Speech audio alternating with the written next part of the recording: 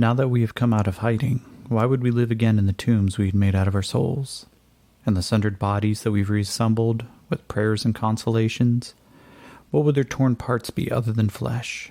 Now that we have tasted hope and dressed each other's wounds with the legends of our oneness, would we not prefer to close our mouths forever shut on the wine that spilled inside them? Having dreamed the same dream, having found the water behind 1,000 mirages, why would we hide from the sun again, or fear the night sky after we'd reached the ends of darkness? Live in death again after all the life of our death has given us? Listen to me, Zoya, Bender, Ajibaya, Tobruk, Nalut. Listen to me, Derna, Mosrata, Benghazi, Zintan. Listen to me, houses, alleys, courtyards, and streets that throng my veins. Some day soon, in your freed light and the shade of your proud trees, your excavated heroes will return to their thrones in your martyr squares. Lovers will hold each other's hands.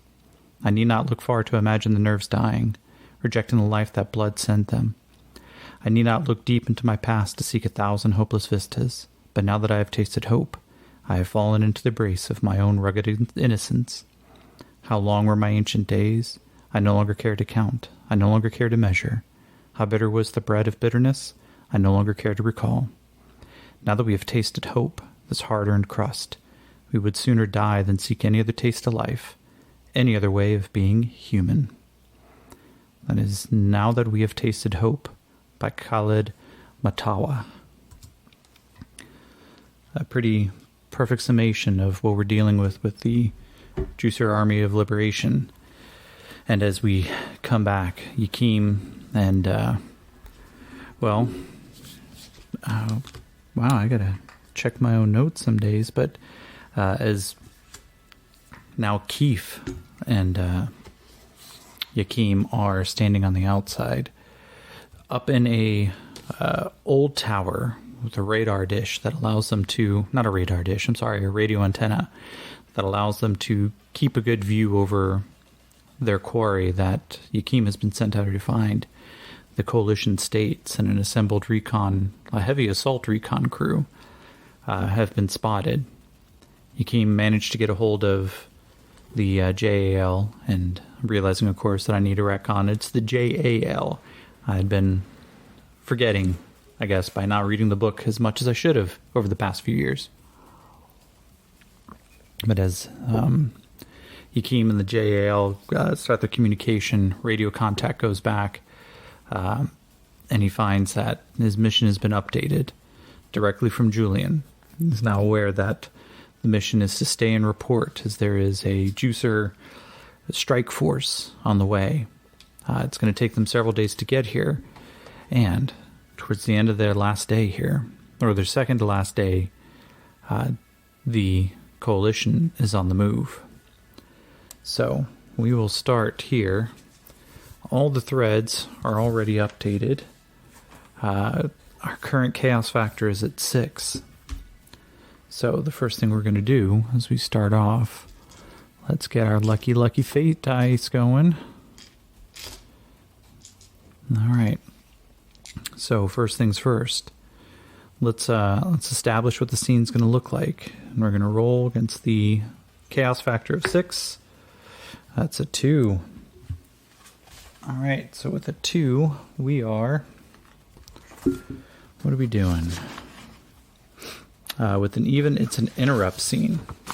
So let's find out what the interrupt is. Scene adjustment, that is a 7. Make 2 adjustments. 7 again. Oh, we'll ignore that.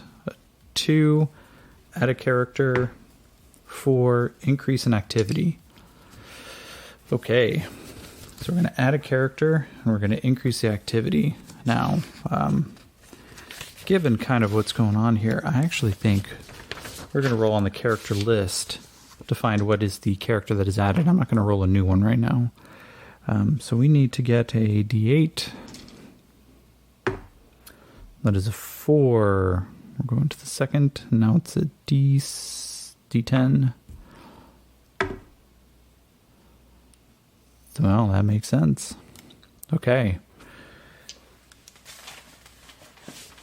Going to add a character, and now I'm going to roll to a random description.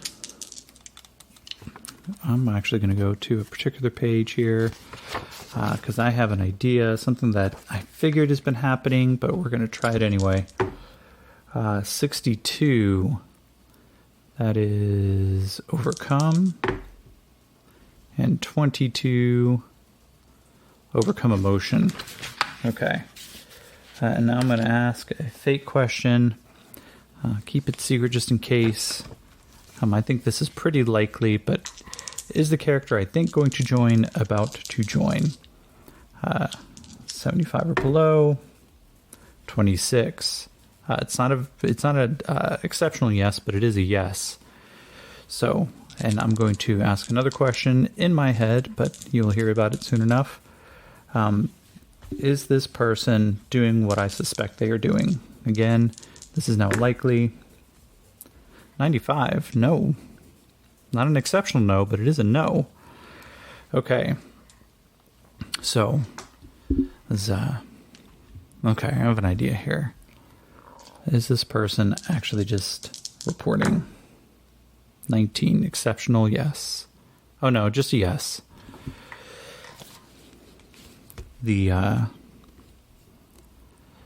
As Yakim kind of gets a little bit of a, oh fuck, they're starting to move. Okay, we're gonna need to figure out a path. Let's keep an eye on him, and I'm gonna give him a notice roll. His notice is a D6 still. And just to make sure that I'm doing the housekeeping correctly, I'm pretty sure that I gave him an advance after the last one. So let's move to that page. And I gave him the advance of Deadshot, which means if he draws a Joker, his first or one of his attacks on that turn, the damage is doubled, which is kind of a huge thing. He's pulled Jokers quite a few times, though more have been pulled against him, but that's just luck. So notice 2 and a 3. Nope. So he doesn't notice at first. Not enough time to actually do anything. But there is a roar, a rumble of just... and a thin trail of dust. Yakim stops what he's doing, and he goes, "Is that a fucking bike?" He pulls up his rifle, peers through the scope, and Keith kind of comes up beside him. She goes, "Oh yeah, they seem to be having a visitor, don't they?" He goes, "No fucking way. I think I know that bike. There's no fucking way, but I think that's Jean-Francois." And Keith just goes, "Okay, does that name mean something? I'm not sure that I understand just yet. Could you want to explain, or is it just going to be like another one of those mysterious things?" He goes, "No, I ran with that guy about a week ago. Didn't really know too much about him. What the fuck is he doing out here? I think we got an issue." "Oh, okay. Well, what do you think the issue might be?" "Well, I think the issue is he was in Dodge City. He may have noticed that the JAL's on the move." "Fuck me. Holy shit. He's Quebecian, right?" He could be a coalition plant." "Okay. What does that have to do with anything?" "He might have been in Dodge City. Just keep an eye on the juicers. They may actually know we're there." "Oh, fuck. Okay, this is bad. If he's there to report on the juicer movement, and he just drove all the way out here, then he probably knows he could move a lot faster than the JAL. Julian and his team wouldn't be able to get here in time, but one person on a bike knows exactly where to go. He could have just reported every movement, count numbers they could be preparing." Fuck, we got a radio again." She goes, "Well, isn't there a chance that they're going to intercept it?" And he goes, "It doesn't fucking matter. Because, well, if Julian and team are getting close, if they're going to be here just a couple days from now, they could be walking right into an ambush." Alright, so here's what I'm going to do. Is there Is there any chance that this radio will work a second time to get a hold of Julian and team? I'm actually going to say unlikely, but with a chaos factor of 6, that's 15 below. That is 13. Okay, so that's it's a yes, though not an exceptional yes. And so let's give him an electronics roll, which I don't believe he is trained in. He is. It's D4. Woo! Good job, Julian. Or good job, Yakim. Oh, both blow up.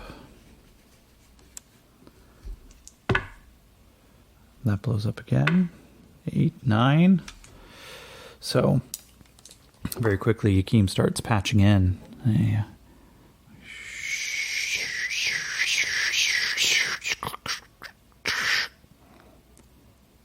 Yeah, this is Movement Army Ferret. Who is this? He goes, hey, this is Yakim. I need to get a hold of Julian, or whoever's in charge of the strike force coming out here. All right. What's your message? We can relay. They're already inbound. They should be just a couple days away. Fuck. Yeah, no, tell them that they're maybe walking into a trap. We got a mole inside Dodge City. They have already reported their movements and whereabouts. If that's the case, then they know that they're coming right to them. All right. And how do you know this? Because I know the little rat fucker who may have just done it. Understood. We'll get this radio message out right away. Good hunting, Juicer. Yeah, whatever. All right, so here's what I'm going to do. I'm going to give Julian the First a battle roll, and I'm going to give him a D6 on this. But I'm going to give him a -2 because, well, the team's got an advanced scout. And this is going to determine how and what, if Julian gets this information, if he'll make the right call. So, yeah, that's not going to work. So, Julian, I'm going to take this as a quick note. Julian does not set up for ambush.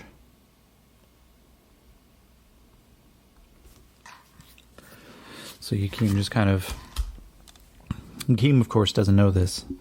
So he goes, okay. The best way we're going to have to give him equal footing. We can either take out the enforcer, or we just start cutting down numbers. Problem is, if we engage that enforcer, it's going to fucking obliterate us. I don't have anything heavier than this rifle.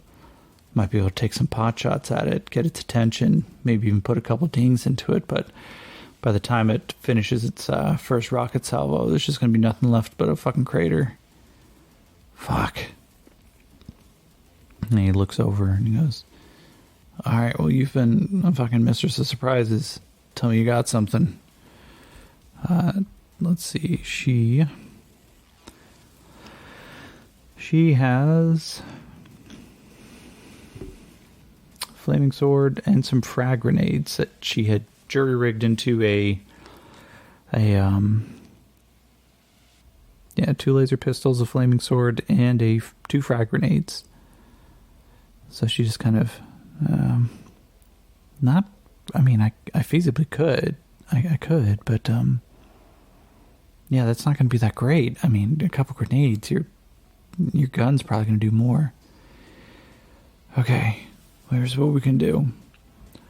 How good are you at keeping quiet and keeping stealthy? She goes, I've snuck around my camper too before. He goes, alright. If we can do this, if we can pull this off, maybe what we can do is go in there and grab one of the heavy weapons before they notice. Okay, that's fucking dumb. As soon as they find out that a heavy weapon's missing, this is a coalition we're talking about. These are some just run-of-the-mill bandits who just happened to find a grenade launcher and didn't blow their dicks off. She goes, no, I know. It's coalition states. We're kind of lucky, or it could be so kind as to them actually blow their dicks off, but somebody's got to do it. Okay, but they have dog boys. You said they're Psy stalkers. They're going to sense me as soon as I walk into the gates. You're fucking right. Fuck, you're fucking right. Okay. Okay, so the best thing then. I hate parting with this thing. I almost lost it once, but here. And he unslings his J9, hands it over to her. Goes, okay, you need to be Overwatch. You stay back. I've got my pistol. I've got my short sword. I might be able to just get in, grab something, and get out. She goes, are you fucking kidding? There's no goddamn way. He goes, no, there's a way. I just hope it doesn't kill me in the goddamn process. So, let's see here. Well, when should we do this? He goes, as soon as fucking possible. This is gonna suck. So I'm gonna ask a fate question here. What would be my fate question? I want to ask something, right? Let's see. 1 out of every 6 has a heavy weapon, so I'm going to pull up the... where is it? Savage Foes of North America, and we're going to take a look. What is the average disbursement of heavy weapons?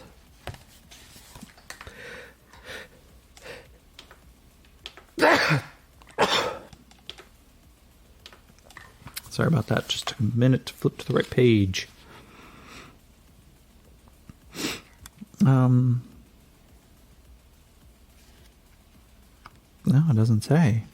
I remember it saying that somewhere. Maybe I'm just thinking of the classic riffs. But there was a percentile of who carried heavy weapons.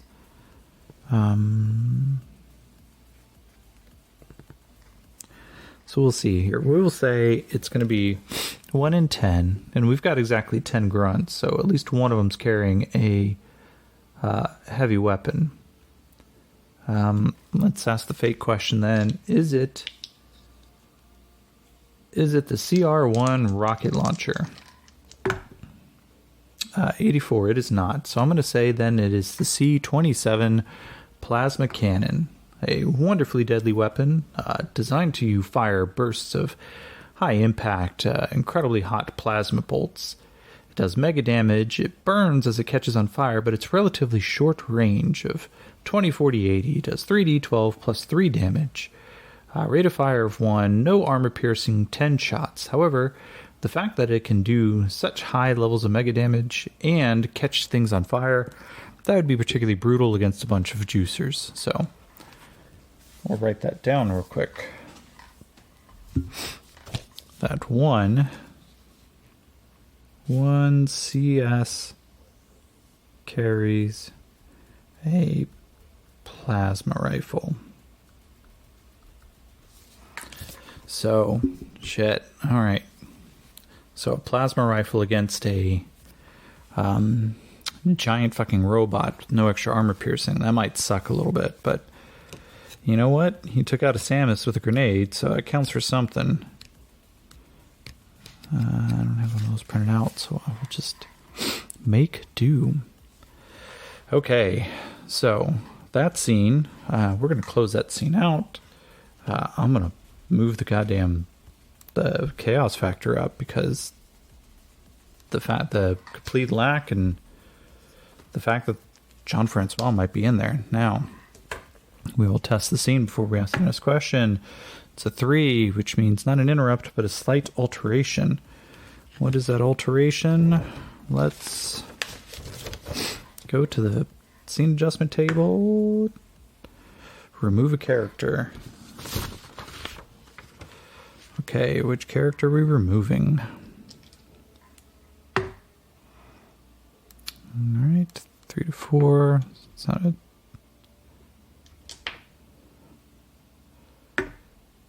1. Okay, new character. Well, I guess that kind of makes sense. Okay, so we come in as Yakeem unslings these weapons, and he just, all right, I've got a good enough fucking layout. I'm going to get on shortwave. I'll try to keep you in my ear the entire time. You got one? She goes, no, I don't. I usually just kind of operate alone, and trust me, there's enough voices in my head. I usually don't need another one.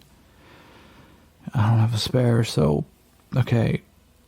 Well, I guess just keep an eye open, and if you see someone coming up behind me, try to aim for their head. And if it looks like they're about to get on top of me, I guess just aim for mine. She goes, that's not funny. He goes, sorry, that's just kind of shit that we say. All right, no, here we go. He starts climbing down. The way down's a lot easier than the way up. And as he, especially unencumbered by his long rifle, he climbs all the way down. As far away as they are, of course, he's got to take a relatively circuitous approach. So we're going to roll and ask, what is the likelihood that they have a ranged patrol that might intercept him? I'm going to say it's unlikely given the fact that they are... Okay, let me rephrase that question. Are they blind to the approach, given the fact that they are preparing to go on the move? So I'm going to say that it's likely that they are unprepared. So it's an 85 or below. That is a 51. So, yeah. And so Yakeem begins to stalk up, going low. And I'm going to give him his stealth D6. That's good that he's got the wild die. So he begins to approach low, just incredibly low to the ground, almost at times trying to blend into any tall grasses. But as he comes up, he tries to make his way. The initial line that's in front of him, though, this is going to be... I'm going to do this as a dramatic task. Because the standard coalition protocol is that the Scalabots would be the first line of defense. And then after that, they would have dog boys before you even get to your first even mutant human. So, and the problem here is Scalabots. They don't sleep. They don't eat. They don't get hungry. They don't get tired. They don't get bored. They're never playing cards. One of them's never drunk. So, we are going to go, let's see, I printed out a couple of handy-dandy cards, just the way I had something for quick referencing. The only thing I didn't actually print out, though, was the Scalabots, which, for most entry-level, adventures against the Coalition, those are the kind of like brute force that you have to get through first. The truth is, the Scalabots, they are fucking tough. So it's D4. It's a notice roll of a D6, and I'm going to roll with a wild die. No, actually, he rolled, yeah. So as he begins to approach, he gets up to his first real issue. They're not going to be rolling against him. Instead, I'm going to take the notice rolls for the creatures and add or remove a penalty from him. Construct fear, +4 to notice checks. So, I'm actually going to say, so we're going to go right into shuffling some cards. I'm going to shuffle out some action cards here for Yakeem. And we're going to do one for Keith as well. Alright. First card. King of Diamonds. Excellent. For Keith, King of Spades. One of these days I'll remember if it is clubs or spades that causes the issue with... I'm pretty sure it's clubs, but let's find out, huh? Where are you, dramatic tasks? Okay, Adventure Toolkit, Mass Battles, Interludes.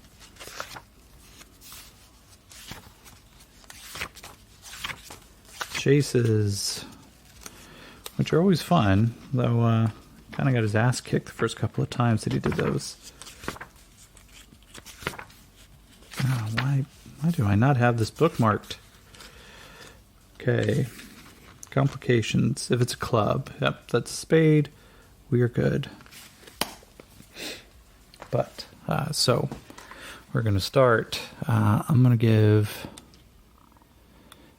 give Keefe her notice roll first to see if she keeps an eye out. Her notice is a D6. That's a 3, so that's one failure. Now we're going to go over to Yakeem. I'm going to give him... This is going to be a -4 on this task to sneak through the Skelebats. It's a good thing that blew up. Thank you, Wild Die. So 6 minus 4 is 2. Plus 2, it is 1 success. So as... I'll go ahead and put that chip there. As Yakeem begins to stalk forward, Keefe has a little bit of an issue even in sighting him. There's movement as he begins to pass through.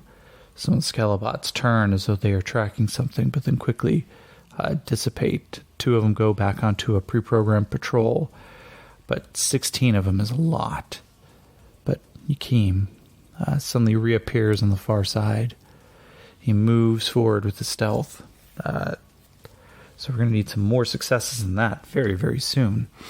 But as he comes up, the dog boys, of course, some of them standing around, heavy armor, long rifles in hand. One of them crouches down and begins to gnaw on his back leg, trying to get an itch out. Their major abilities, they have a D8 to notice. And, let's see, I'm pretty sure that they get a special bonus using scent.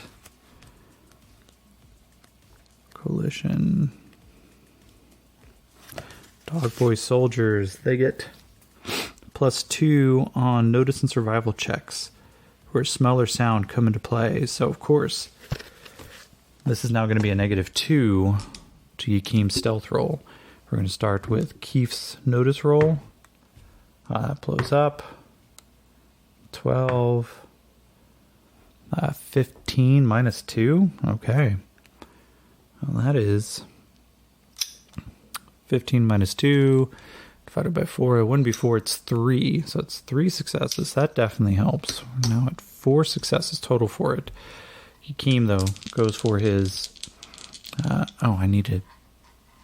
What am I doing? I forgot a deal. Spade and hearts. Okay. Whew.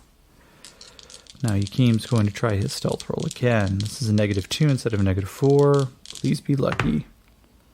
5 minus 3. I'm going to spend a Benny. That's too important. 4 and a 4. That's a good risk that he's... So that is a failure. Fortunately, as one of the dog boys begins to... I smell something. And Yakeem stops where he is. And he turns around, and suddenly there is a tiny, almost imperceptible red light. The dog boy himself, of course, isn't aware of it, but Yakeem takes a moment to spot it. And then suddenly turns off, turns on, turns off, turns on. And he realizes it's a count. And he waits. Suddenly... One of the side stalkers comes over. He goes, "What's the matter there, boy?" "I smell something." The side stalker starts lifting its nostrils. The albino skin, lack of hair, just seems to glint in the sun a little bit. He goes, "I don't taste anything. Why don't you get back on patrol? I will take a look." And Dog Boy just goes, "Okay." And begins to stalk off, still nose occasionally driving down a little bit. He, "I don't like this." Alright, so we are at 4 successes. Now, Yakeem gets to the center portion. The tents themselves have been stripped, but they are still in the process of packing up. There's a lot of gear to get loaded up. And as Akeem comes forward, let's do 10 of hearts, no clubs. Woo! Yay! All right, Keith. It's a 4. It's success. Coalition grunts don't have any special abilities, so there's no modifications to this. So that gives them 1 success right there. I need to get 1 more success for Akeem to get in to find this heavy weapon. A 3 and a 2. No. Gotta spend that bunny. Gotta spend the Benny. Oh, fuck. As that's a failure. It's a 3 and a 1. The challenge has failed. All of his bennies spent. As Akeem starts stepping forward, he realizes, he's like, fuck. They packed it up already. Oh, shit. Okay. I gotta figure out how to get out of here now. Or I gotta find the guy who's got it. Oh, fuck. Let's see. We're gonna roll something here. I'm gonna ask the question. Is the coalition soldier who is carrying the plasma rifle nearby? It's a larger group. But we're gonna roll and we're gonna say it's unlikely, but still with a chaos factor of 7, that's 65. It's an 82. Shit, it's not nearby. It goes, okay. Fuck. Well, if I can't get that heavy weapon, I guess I gotta start sabotaging shit. Okay. I think I'm gonna have to go. Oh. Now, as a GM, I would question if this is a good idea or not. As a player, I would want nothing more. So I will leave it to fate. And I'm going to ask a 50-50 question. Can I go back and mulligan a choice I made?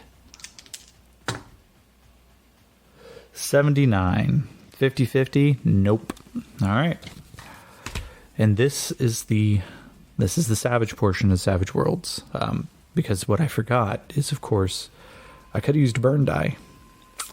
Stealth is a agility-based check, and I'm now hesitant about using burn dice, but that's exactly when you need to use it. But I'm not going to go back on my own word, so we'll keep moving forward. And instead, Akeem just goes, well, if I can't take that out, then I got to go take out the pilot for the UAR. Oh, this is going to suck. Okay. So I'm going to give him... we're going to do a survival check. Actually, no, I'm going to give him common knowledge first. Can he tell the difference in coalition armor styles to find the pilot? While die blows up. It's an 8, so that's with a raise. When the fuck was that earlier, huh? And he goes, alright, these fucknuts are all about pomp and circumstance, so I'm sure I'm going to be able to find whichever one of these jack-offs is actually piloting the thing. So, alright. Now I'm going to give him a survival roll. Given the fact that he has a raise, I'm not going to put any penalties on it. I'm going to give him survival check to see if he can find the person. He goes stalking through the camp. That blows up. It's an 11. Akeem starts moving through. Deadly quiet. I'm going to give him another stealth check. I'm going to give him a +2, given that survival roll, though. Which is good, because that was a 3, so he moves through quietly. He starts stalking section to section. There's places where the weapon crates are just left, as one of the coalition soldiers comes over and is like, let's get some of the Scarlet over here and start picking these up. The modulated voice suddenly winks out. Another soldier who comes over, his helmet off. dark skin, tight crew cut haircut. And he just kind of leans over on one of them and goes, "Hey, why the fuck wouldn't we just have him carry all this shit?" And the first one takes his helmet off and he goes, "Man, you know what happens if one of those things break? Goddamn brass is going to come down right on us. And now it's going to be coming out of my fucking paycheck. Because if they're going to break, I want, an officer to give an order and get one of them shot up." He goes, "Well, fuck it. Like, what if we just tell them that somebody did shoot it up? Who the fuck do you think we're fighting? We got juicers on the way, man. No. They're going to blow up the first few rows. They're going to get through all the Skelelots, no problem. They're going to get to the dog boys. Our best bet is just to make sure we hide behind old Bertha over there." He goes, "Oh, well, I didn't even quite think of that." He goes, "Well, no shit. Now, fucking radio over to get the Skelelots to come over here and pick these fucking things up. And then you and I go sit over there, play some cards."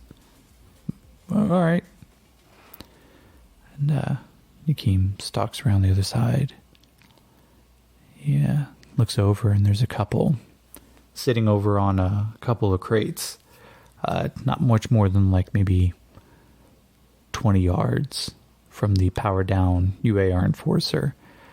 This giant robot, as weapon ridden as it is a monstrosity. And the skeletal head, even when powered down, is a thing of true nightmares. The eyes themselves are larger than the torso of most people. And in its powered off state, it's kind of in a squat. Its rear end just pivoted to a single hinge, the knees bent up underneath its arms, and an open access panel directly on its chest. You climb from the foot up to the knee, and then from the handholds you move over to the center access point, in which you can get into the pilot's compartment and the co-gunner's compartment. The two of these soldiers, though, they have specialized armor on, larger pauldrons, some of them kind of swept sideways, and then an emblem where the badge normally is that shows the same face as the UAR Enforcer. And as Yakeem comes closer, we're going to give him a stealth check versus their notice roll. I'm going to give them a -2 on their notice roll, given the fact that they are effectively distracted. So here's Yakeem's stealth. 1 and a 4, okay. And then a notice roll of there's a pilot. I thought I had the pilot out. All right, back to the book. When in doubt, reference the book, because what you print out may not be right at hand.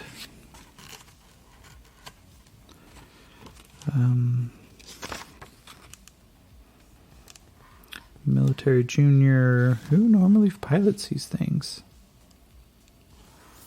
You are Enforcer Pilot. They have a notice of a D6.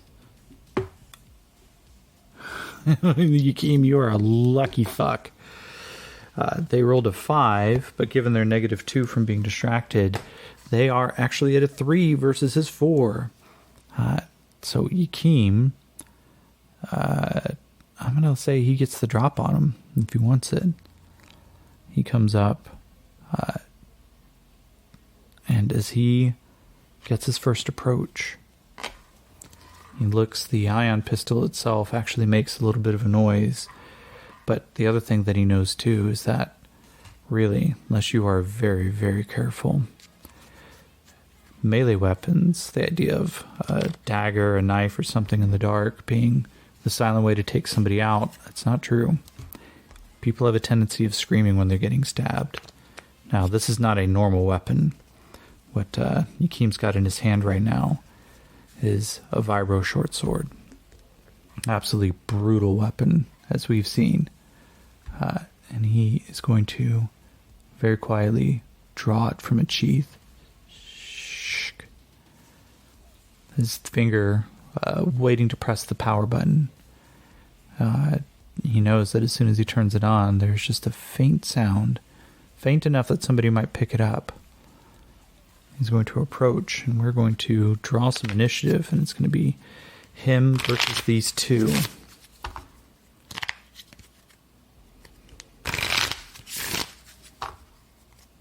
All right, Yakeem, the 4, which upgrades to the king, and then, all right, they get the ace. That's not good. Yakeem draws up behind him. The pilot's a little distracted. I'm going to give him, as an action, he's going to take another notice roll. Distracted, it's -2. So that's a 2, so that's a failure. And he's just like, well, you think, hey partner, you think we're going to be getting up any action anytime soon? I'm getting tired of fucking waiting.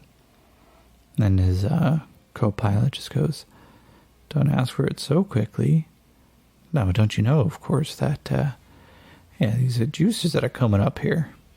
He goes, what the fuck does that mean? I can kick their ass in Newtown or kicking their ass here. He goes, you might be misremembering your history there. We did not win Newtown. He goes, no, but we killed a lot of them. That counts for something. And as Yakeem comes forward, he is going to, let's see, his fighting roll. It's a D8. He gets a +4 to the attack, and if he hits, he gets +4 to damage. And in addition, he's going to take, he is going to take 2 attacks. So it's a -2, so he only gets a +2 to these rolls. That blows up. That's a 14 to hit, +2. It's a 16 to hit. Yeah, it's going to be a hit with a raise. I don't think their parry is going to be that high. Parry's a 6. All right.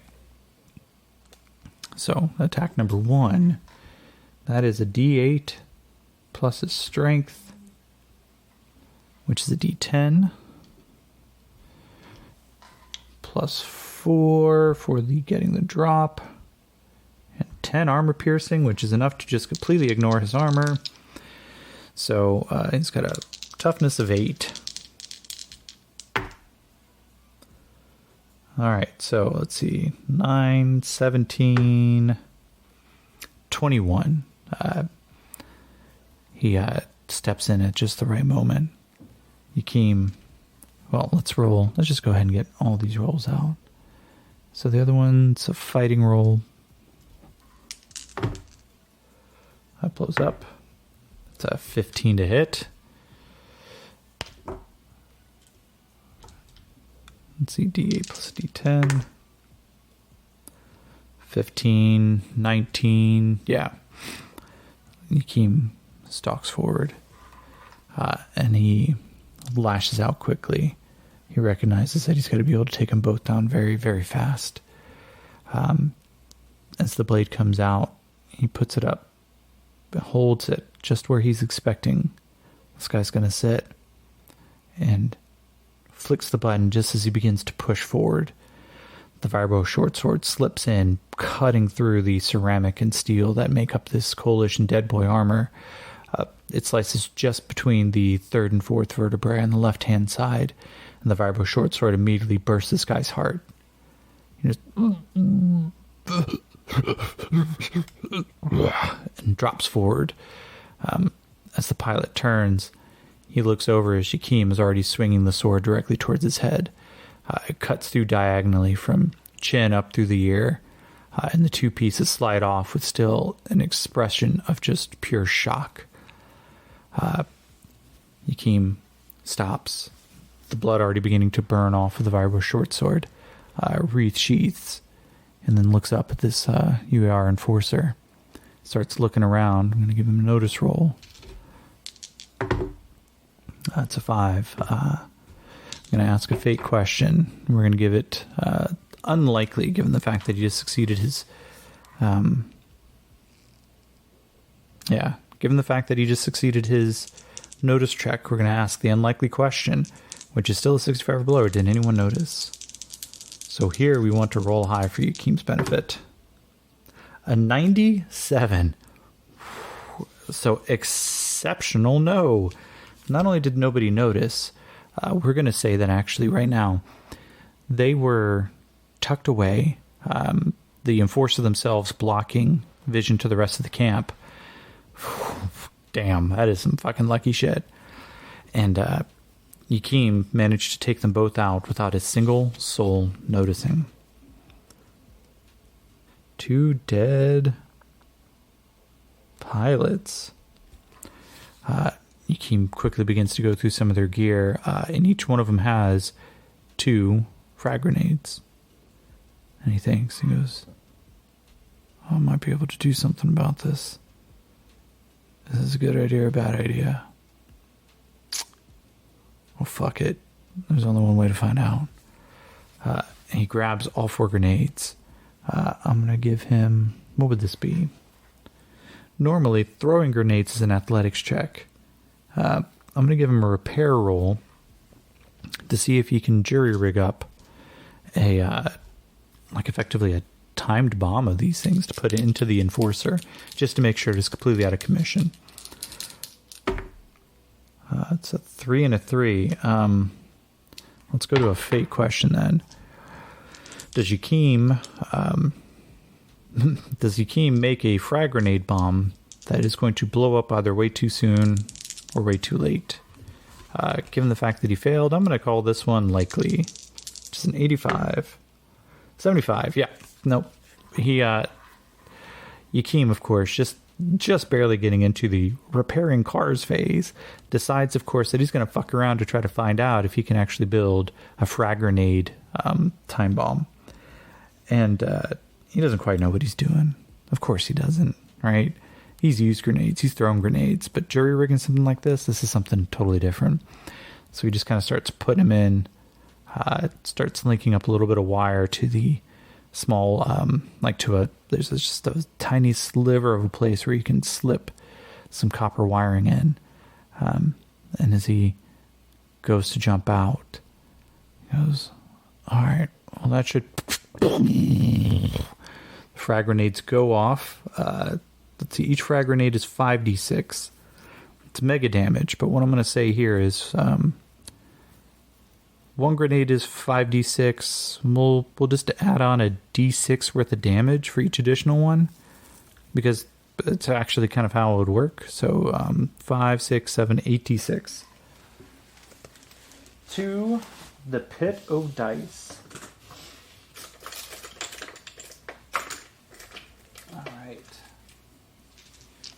What do we say? 8d6. I've got 5, 6, 7, 8.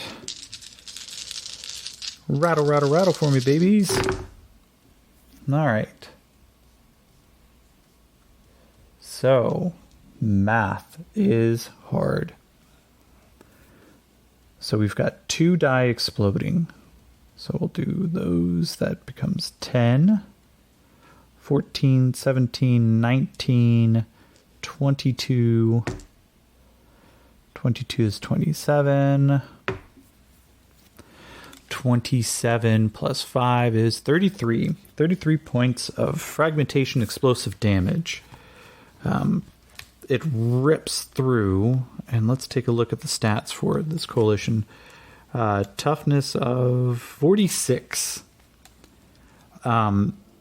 It rips apart the pilot's compartment, and that is about it. A smoldering, just kind of cavity, smoke begins to pour out, but the form itself is undamaged. This hulking bot now just has black smoke coming out, and of course, the next issue is Yakeem very much so let everyone know that there is something going on over here. So now, let's go back over to... Well, now we don't really know about Keefe, so we're just going to give her a notice roll for... she notices as the explosion goes off, and there's just this... Oh, what the fuck? The fuck is he doing? I thought he... Oh, shit. So she starts kind of looking around, seeing if she can find him, and it takes a few minutes later, and she spots him. Now, we're going to go to our next scene here. He had some really good lucky rolls. He did manage to take out the pilots pretty quick, so I'm going to drop the chaos factor down to 6. That said, we're going to test the scene. 7, that's above, so the scene continues as forward. My assumption is, and we'll do a fate check of very likely, does this put the entire base on alert? It's 85 and above. It's a 42. Oh yeah. Base is on high fucking alert. An explosion comes through. And then the radio and the one surviving, or the one pilot who didn't get his head cut in half, just kind of crackles to life. Report. UAR 1, report. Big Bertha, report. Assuming something has gone wrong, sending recon. All right, so now Yakeem in a full alert base. He's gonna. Oh shit. Okay, that didn't fucking work. Well, it did work, but it didn't work. And he's going to roll a stealth check. And now I'm actually going to say this is going to be a -2 for him to be able to try to get out. As the entire place is now on alert, and he's going to have to pretty much go back through everything. That explodes. It's an 8 minus 2. It's a 6, so it's not with a raise, but he does start going. And the coalition troops, 2, yeah. He gets back out through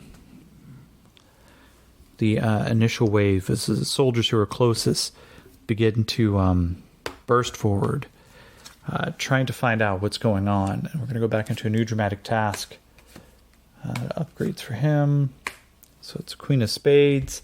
But Keefe now has a club, which means that if she does anything and fails, first off, anything she does is a -6 or a -2. Plus, if she fails, the entire thing fails. She could tip the entire game here for them. So she...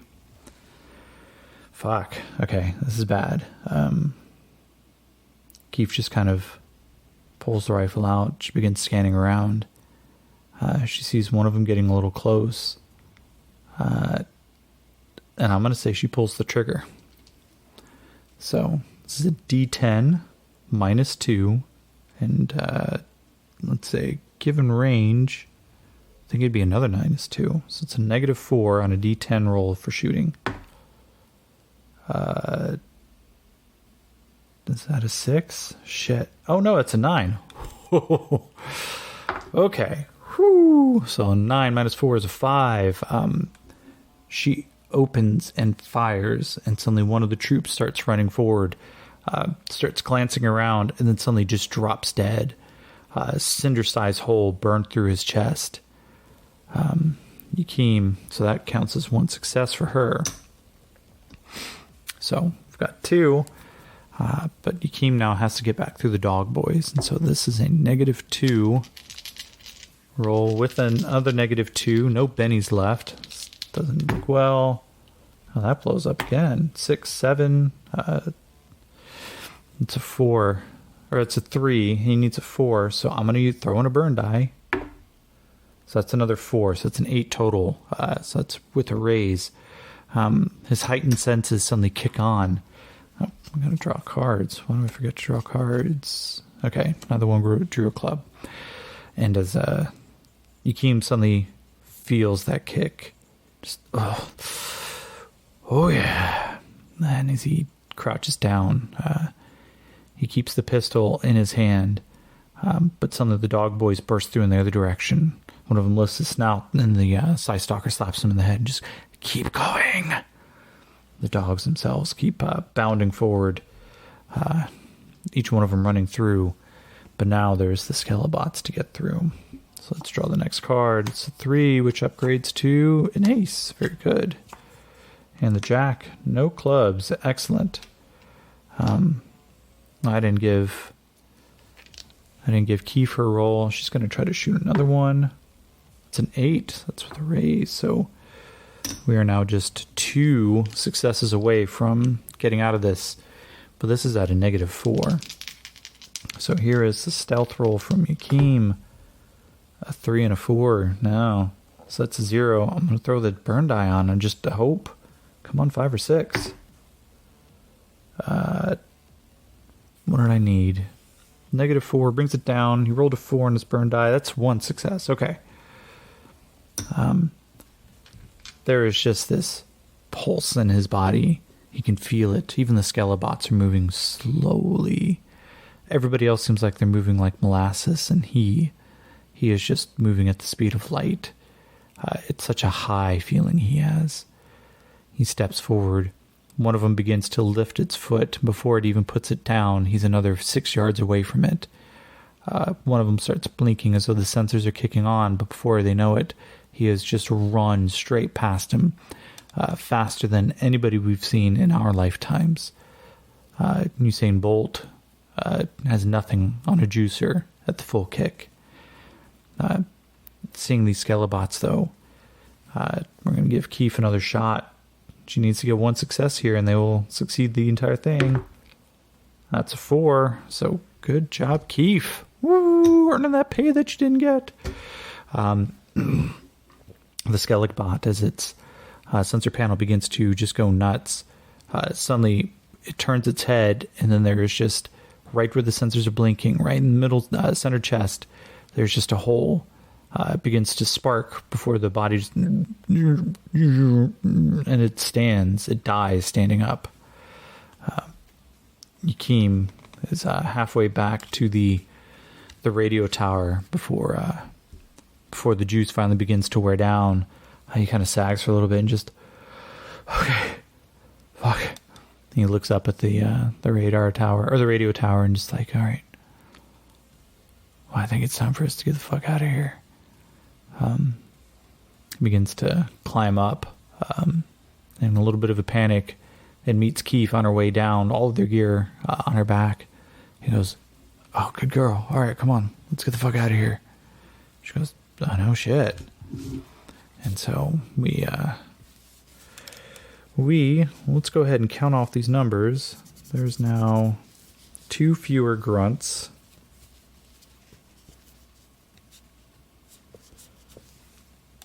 Technically 4, so that puts them down to 6.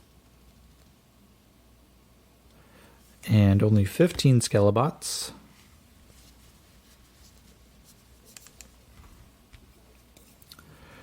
But the most important number is no pilots for the UAR Combat Enforcer.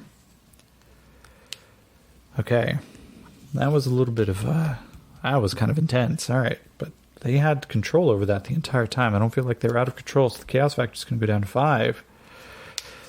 Cool. And now, move right in. Let's roll a d10 to find out. What am I expecting from this next scene? I'm expecting that it's going to roil like a kicked over anthill. So as they do, taking those counters away, the entire camp is now in panic. Nobody knows what's going on. We're going to say that without the enforcer, they're actually going to stay put and try to entrench here. That's 9. So yeah, Yakeem and Keith, they start moving forward, trying to find another spot in which they can keep a view. Let's give him a survival check, just to make sure that he's got I'm pretty sure I said he's got he's got a D6. 2 and a 1. Nope. So Yakeem tries to start finding another spot to keep an eye on him, but of course, coming down from such a beautiful vantage point and with the anthill getting kicked over, the best they can find is just enough to maybe see some of the kind of like break in nature that occurs. They can't get the count. They have no idea what they're doing to set up, which means, of course, they won't be able to tell Julian. But by that same token, they can't get back to the radio tower. This may be kind of a place where they need to set up, and Yakeem just kind of turns to Keith. Well, okay, I at least took out the fucking robot, so that is a major force impact for them. You know, maybe Julian's bringing enough folks. I don't know. I gave him exact counts, but the good news is at least that robot, which should be out of commission unless they fucking bring in a pilot. And Keith goes, oh, don't you think that they're going to immediately radio back that they just had some form of infiltration? They may be digging in over there, but they're going to be preparing as though they're already here. You may have put the kind of fear of paranoia in them, but the worst thing that you can always do is make them feel like they're backed into a corner, and you just made them feel like they're backed into a fucking corner. You took out their heaviest gun, and you did it without getting caught? He goes, yeah, well, I'm pretty goddamn good. You're pretty good at that rifle, too. She goes, yeah, and they are going to be hunting for you. Yeah. Yeah, I know. Well, I don't think they're going to be going. They're not going to be moving out tonight. Maybe we at least bought some time for Julian to get here. Maybe we help break up their ambush and they're going to get an ambush. I don't know. But, yeah, I hope it helps. She goes, well, we may need to run to ground before you find out what happens to Julian. Yeah. Fuck. This is why I need to restock grenades before I leave. She goes, I saw what you did with the grenades. You should probably have timed them a little bit better. He goes, I know, I was in a rush. So, we're going to ask a fake question here. The fake question is, 50-50. Are the coalition troops... actually, no, this isn't so much a fake question. I'm going to look at the junior officer stats. What do they have for the battle? D8. I'm going to roll D8 to see, does this change? Do they get a better idea for what to do? It's a 2. Panic strikes the camp a little bit. The officer in charge starts barking out orders. And, of course, Yakeem doesn't know this, but we're getting kind of like the movie theater view.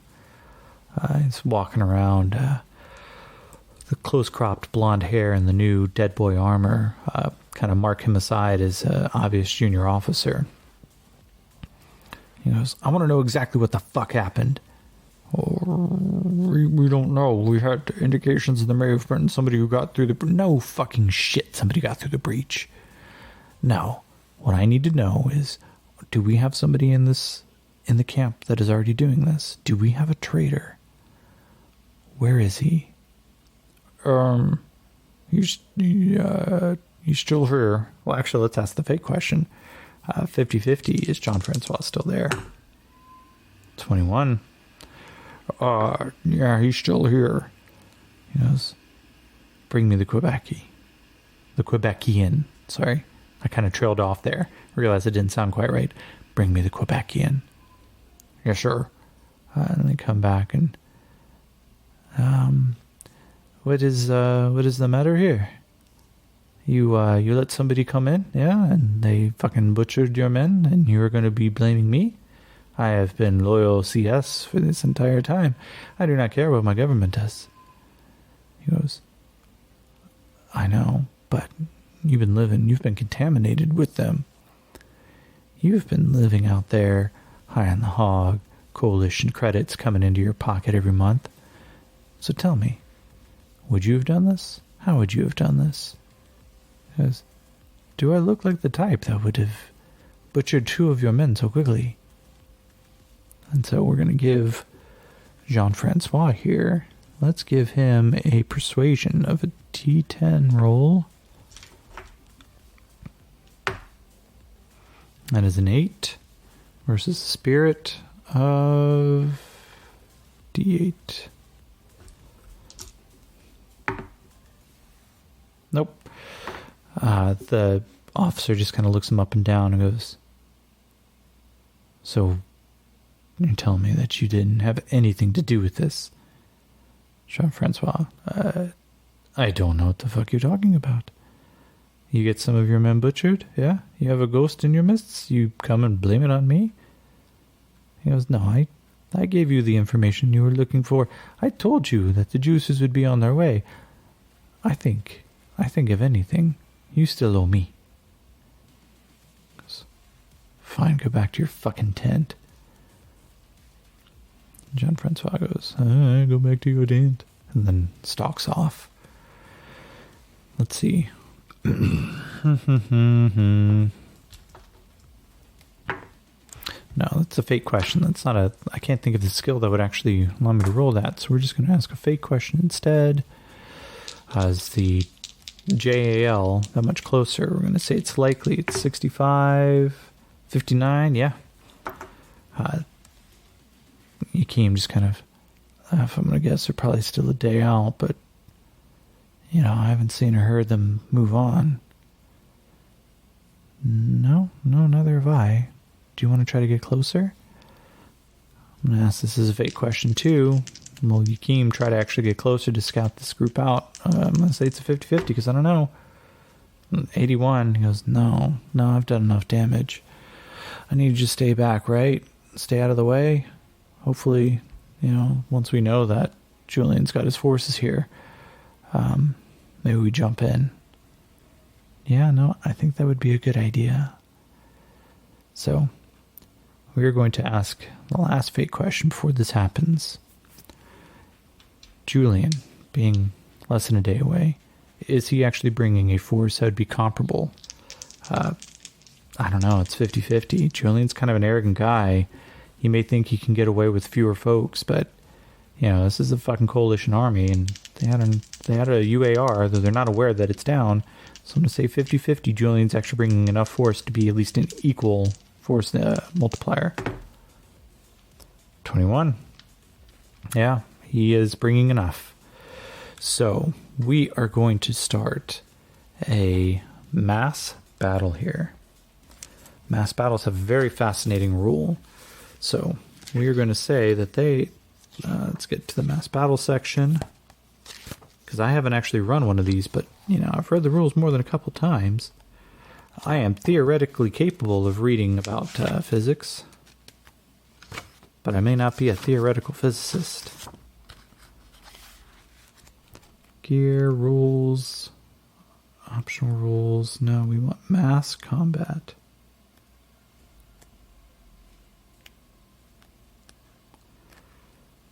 Dramatic tasks, mass battles. Here we go. To start, give the larger or more powerful army 10 force tokens. So, 1, 2, 3, 4, 8, 9, 10. Okay. Give the opposing army a proportional number of tokens. So if we are talking about 21, 27... let's see. I'm going to say that Julian is bringing a force that is capable of taking on this group, but that's not an exact number. It's not 27 juicers. They may not even have 27 juicers to actually catch them. But what I am going to say is I'm going to give them 6. I'm going to give them 6 tokens in comparison, which would put them at... There's 27 coalition forces, and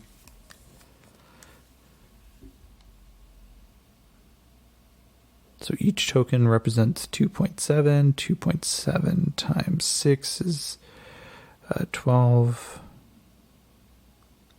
So Julian is bringing 15 juicers with him.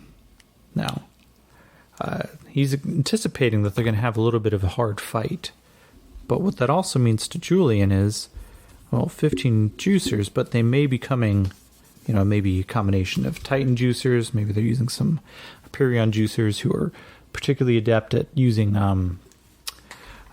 vehicles like high-speed bikes and hover bikes and the like. So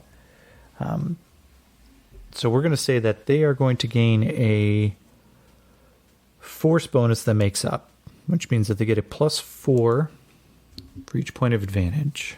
So the JAL gets a +4 on their rolls.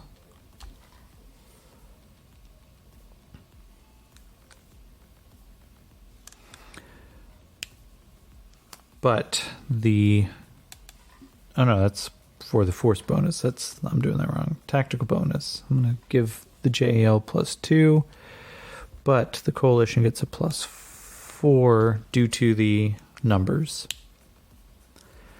Now, so the way that this works,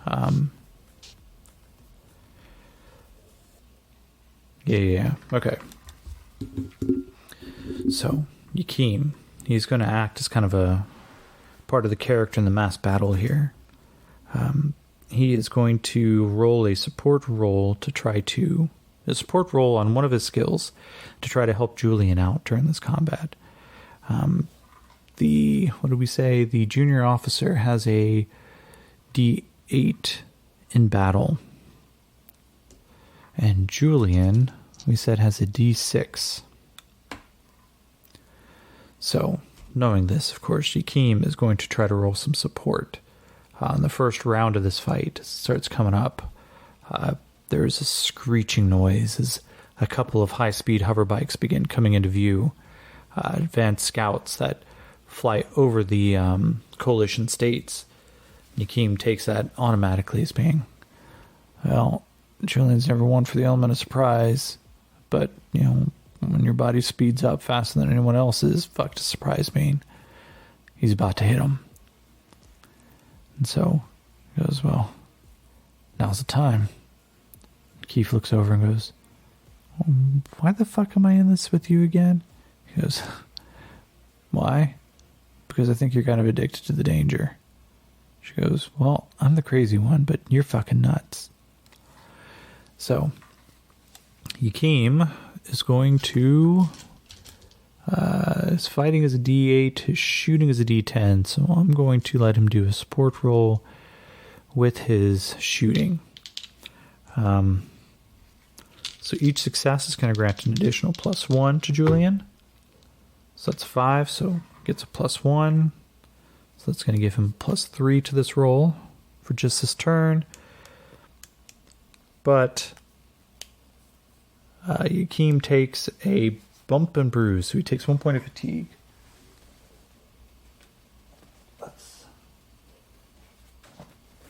Why do I put these things so far away from me?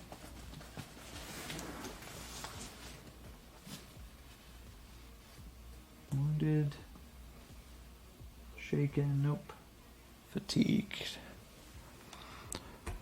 And I'm going to let Keith do one too. She kind of counts here. So she's going to do a fighting roll. She's going to jump right into it and get into the mix. But that's 6. So she takes a point of fatigue, but she grants another +1. So it is now a D6 for... it's a D6 for Julian and then a D8 for this junior coalition. They're effectively equaling each other out, so I'm not going to add their pluses to it. Just whoever rolls the highest. Oh, shit. The first round of fighting. It is a 1 point difference. So, the victor loses 1 force token, and the defeated loses 2. Okay.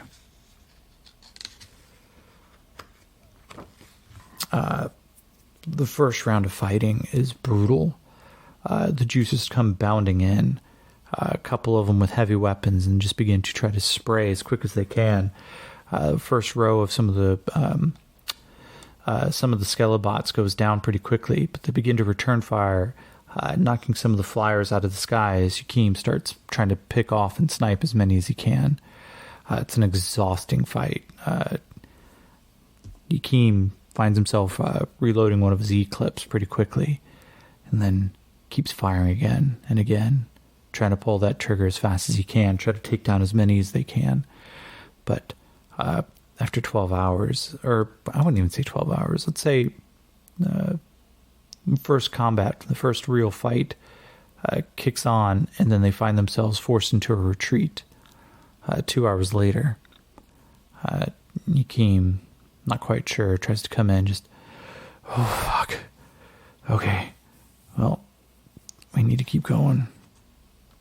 So we're going to go into the next round of this. So It kind of resets. Now, the coalition actually has an even higher... Actually, I'm sorry. We need to do a morale check. After an army loses one or more force tokens, they have to make the leader rolls a spirit modified by these circumstances. So the leader of the coalition has to make a spirit check at -1 because it lost 1 force token. Oh, shit. Okay. Failure means he loses control. The army is defeated but conducts an orderly retreat.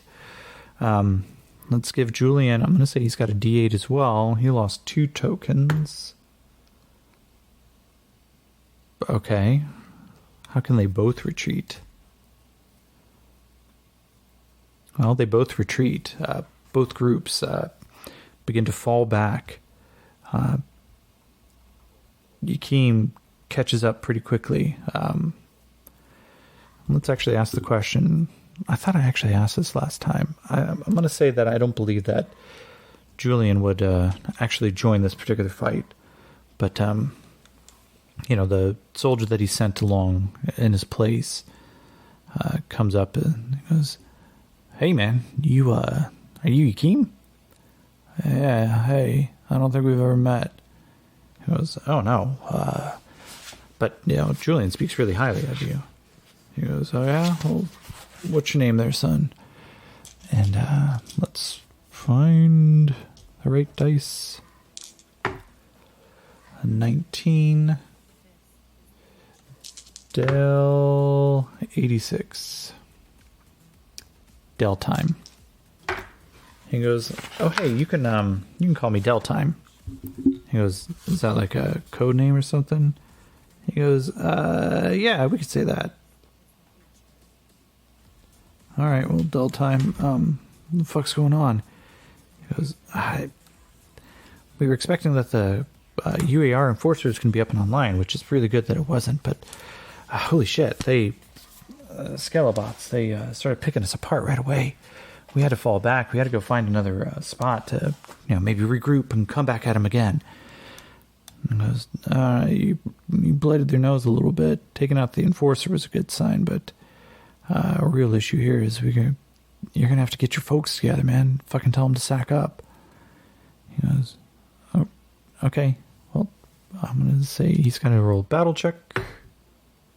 Nope. Not at all. And Del Time kind of starts trying to radio, and he's like, "We need to get back together. We need to organize this force." And some of them are like, "Fuck that, man." They started cutting right through us. He goes, "Yeah, but it's the coalition. It's kind of what they do." Yakeem's like, "Man, you fucking suck at this. Hey, can I have that radio?" He goes, "Yeah, well, all right." So I'm going to give Yakeem, I'm going to give him a chance to give a persuasion roll. Okay. Wow, Yakeem. All right. So what inspirational thing is Yakeem gets a 6 on his persuasion check. Cuts through the clatter, and he's like, "All right, listen up, man. Not a single one of you fucking remembers what happened in Newtown if you think for a second that you get a chance to run away. Do you remember what they did to us? Do you remember them butchering us? Do you remember them killing off of our friends, popping their heads with micro explosives? No? Well, let me tell you another thing. Do you remember what the fuck they did to those of us who died? Not a one of you does. Because if you were, you wouldn't be fucking turning tail right now. Get your asses back in line. Get your guns up. Make sure that if you're going to go out, you're going to fucking go out with a blaze of glory.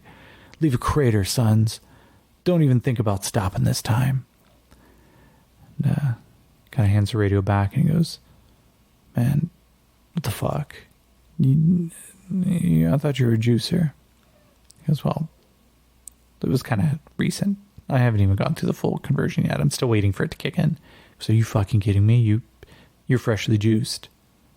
He goes, "Well, yeah. There's not a ton, right?" Yakeem just goes, No, let me get this right. Julian sent you out here. You haven't even had your full conversion kick in yet. You'd still look a little underfed. And you're freshly juiced. And he gave you charge of a counteroffensive? He goes, well, yeah. I mean, Julian's been gone. Yeah, I know. He went out for his own mission. No. Julian hasn't been responding to anybody. Fuck you mean? Julian the First is gone. He goes, well, he left maybe, 6 days ago. Said he had something important to take care of. Took a couple of folks with him and just kind of, we haven't heard from him. Well, then who the fuck have I been talking to on the radio? We've been trying to make sure that appearances stay up. So, those of us at the upper levels, we've been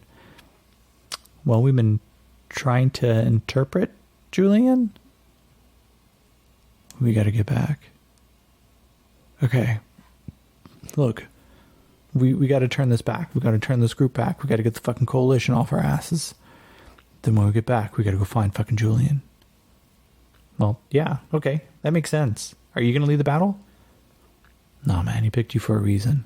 I don't know what the fucking reason is right now, but he picked you for a reason. He goes, oh, shit, I don't like this. I don't fucking like it either, son.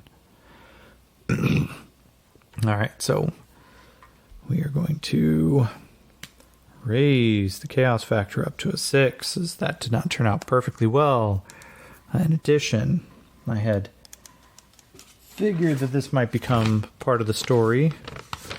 Oops, but one of the earlier sessions where I had rolled for a remove character, I had rolled a meaning that I didn't kind of say over the radio, or I didn't say on the podcast, but it was not just remove character.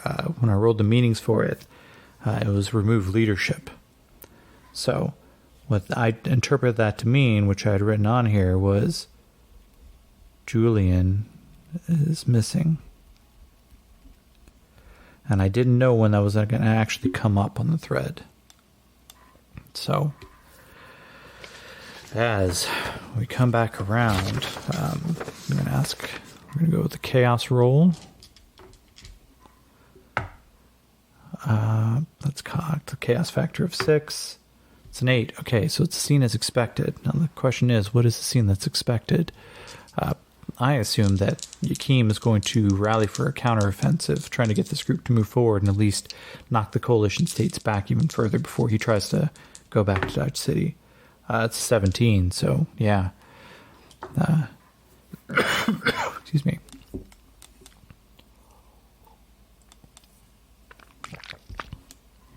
And so Yakim turns back around. He goes, all right, here's what we need to do. We need to set up and we need to pretty much keep biting them as they run. He goes, okay, well, I think we might be able to do that. We've got enough speed to keep going.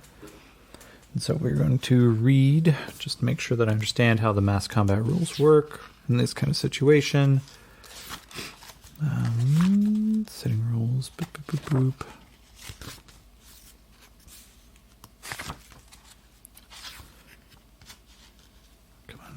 Come on. Okay. At morale, battle ends. We're going to give another round, but I'm going to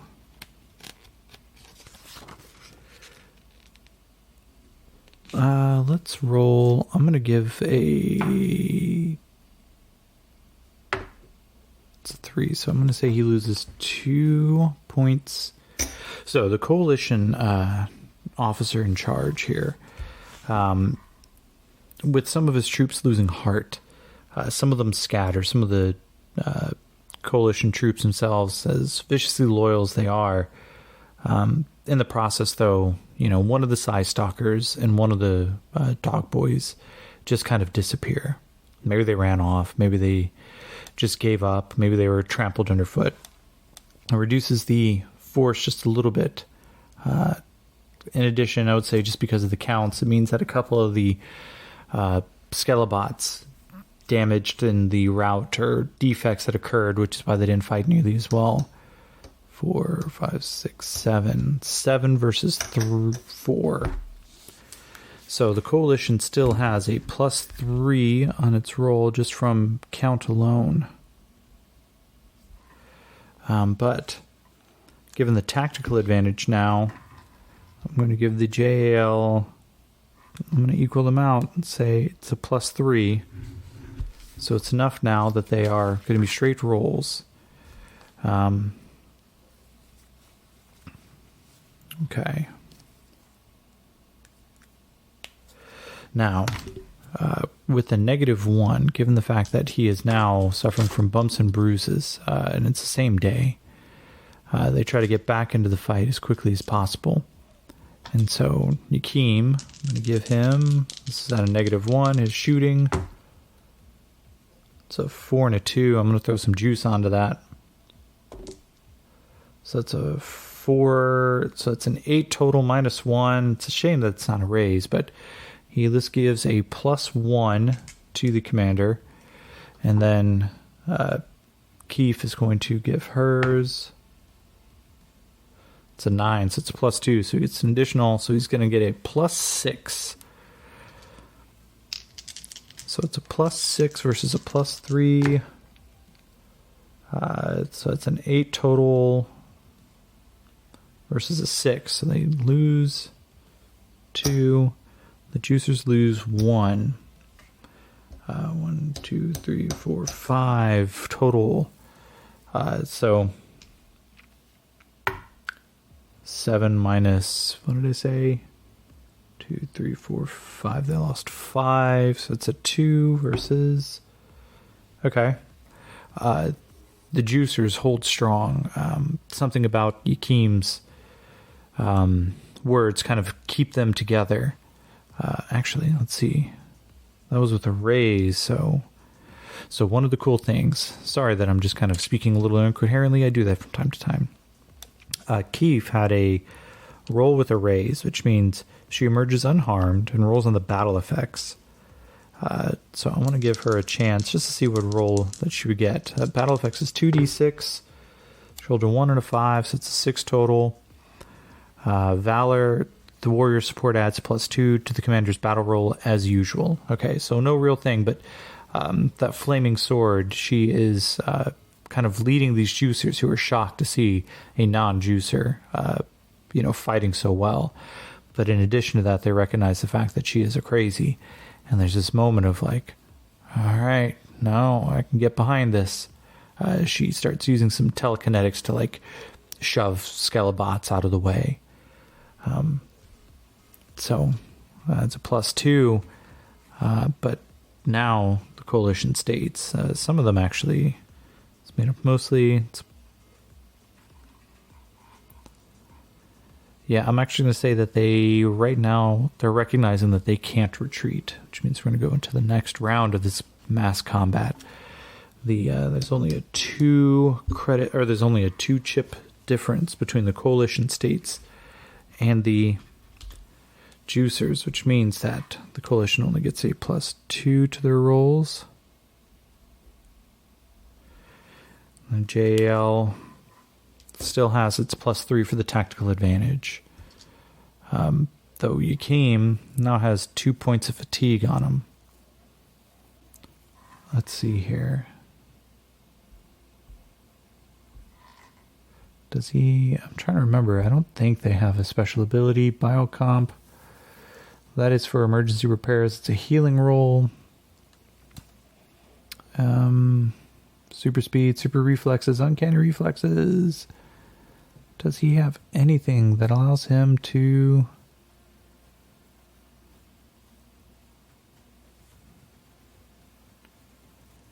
Now, I could have sworn, and I'm just reading through right now, just to make sure I understand. Yeah, the super endurance. They require only half the normal amount of sleep and gaining +2 on all fatigue checks. Okay, so here's what I'm going to say. The fighting continues, and the two groups find themselves just at the end of the first day. The juicers begin sleeping in shifts. Yakim with them. Though the coalition states, with a predominantly human force, they need a normal amount of sleep. So they kind of have a little bit of a fatigue starting to ripple through their groups. But of course, the Scalabots keep them well protected throughout the night. Excuse me. But as the juicers prepare for a midnight run, a lot of them start flicking on night vision goggles to help them peer through. There's the flashlights beginning to turn on, but the Scalabots don't need it.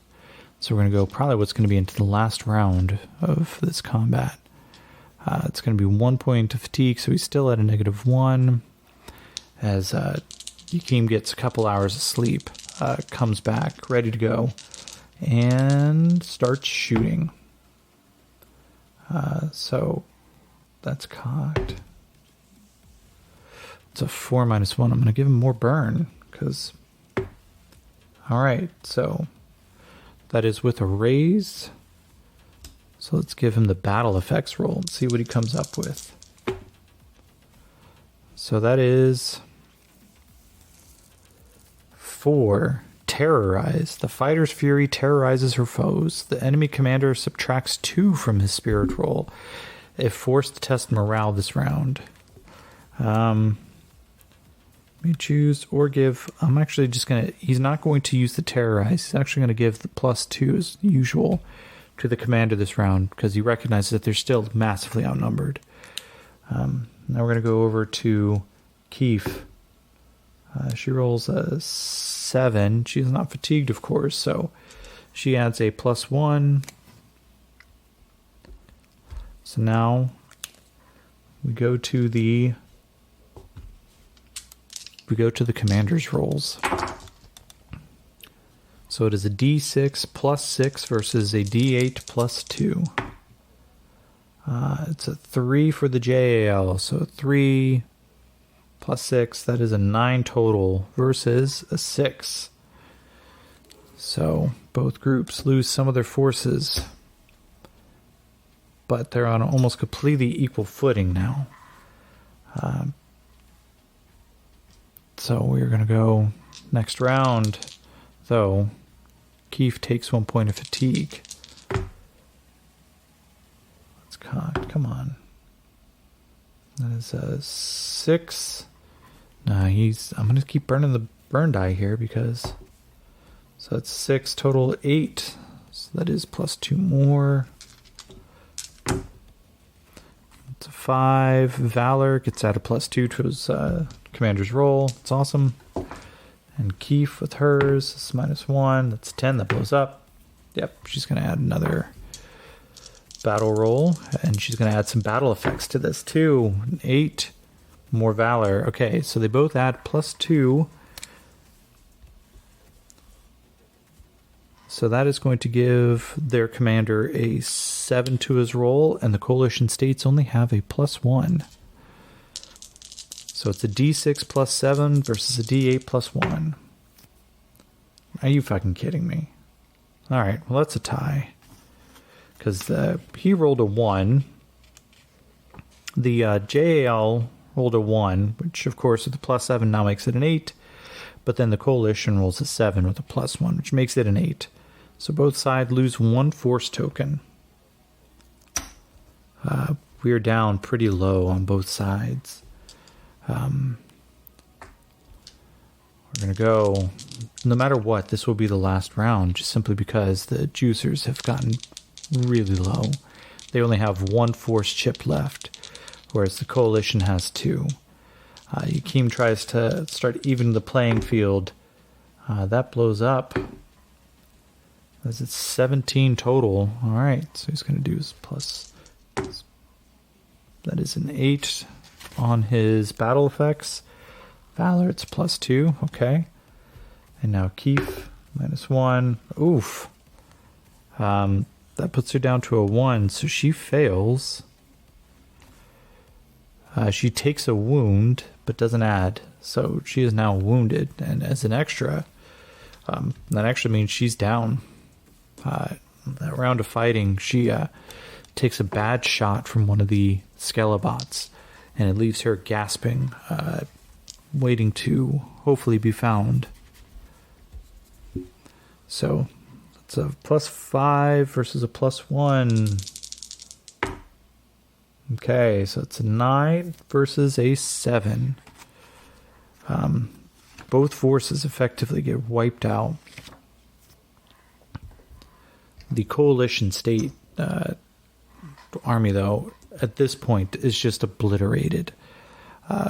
Yakim and Keith, before her untimely shot, go on a 2-person rampage, cutting through the Skelelots that are there, barely put together.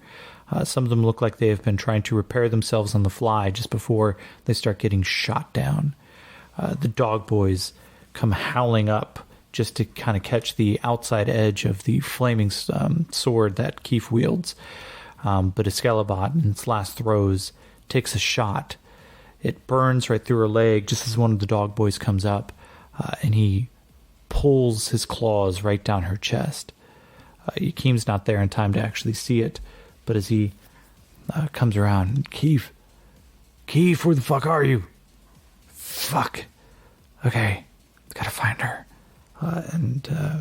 As Del Time just starts yelling out, for the Juicer Army, with only 2 people next to him, they cut through and manage to bring down, in a pretty decisive shot, the officer who was running the coalition states and one of the side stalkers that was trying to keep him alive. And as the day breaks, the next dawn comes through. There's just smoking remains of everything. A lot of juicers dead or dying. We're going to roll. Let's see. Where did that book go? So, if we need to find out named extras, we're going to use the Aftermath or Extras rule on page 96, which is, I'm pretty sure that we roll a vigor check for each one. Come on.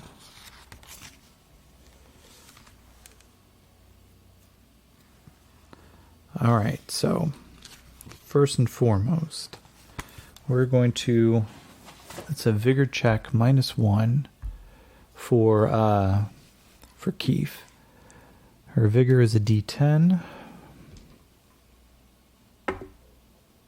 Oh no, she just rolled a 1 and she has no bennies.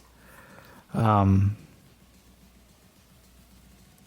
right, let me just double check what the crazy ability is on healing.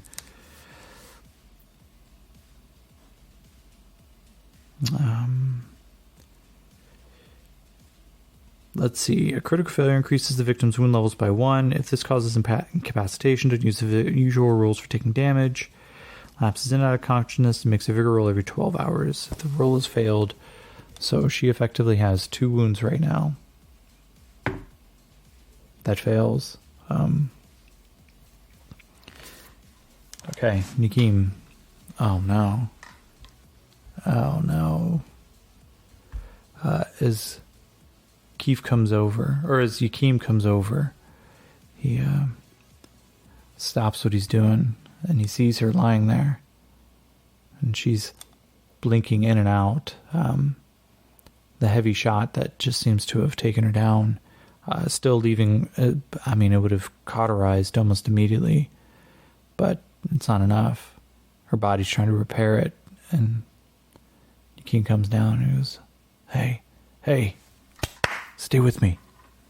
Where you going, girl? And Keith just goes, oh, Yakim, they're all yelling at me right now. Can you just tell me something? Yakim's like, what? That you're gonna get out of here? You're gonna get out of here. I'm gonna fucking carry you out of here, and I need a medic.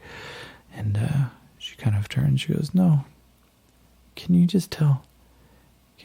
tell Tani? Can you tell her she was a good girl?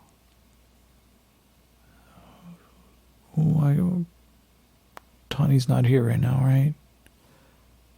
She's here. They're all in here. I'm just scared and it's really cold. Oh, okay? Hey, Tawny. Hey, Tawny, girl. You're,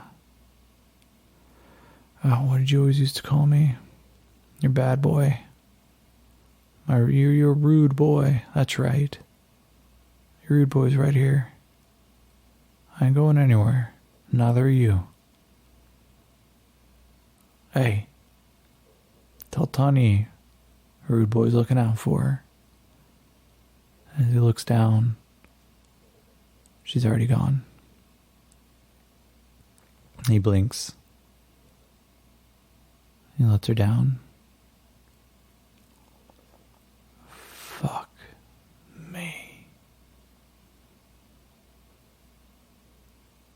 That's where we'll end for tonight. Excuse me.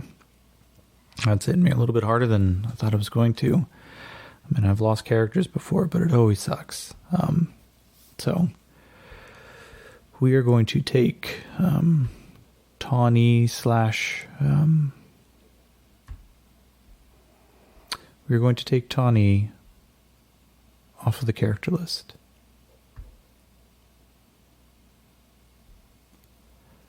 She is no longer with us. And so, as the results of this battle are going to reverberate, the JAL just barely managed to eke out a victory over a fairly larger coalition group. And discovering the fact that Julian is missing, I think is going to change the shape of what Yakim's going to do next. But we will find that out on the next time. So, thank you, and have a good night.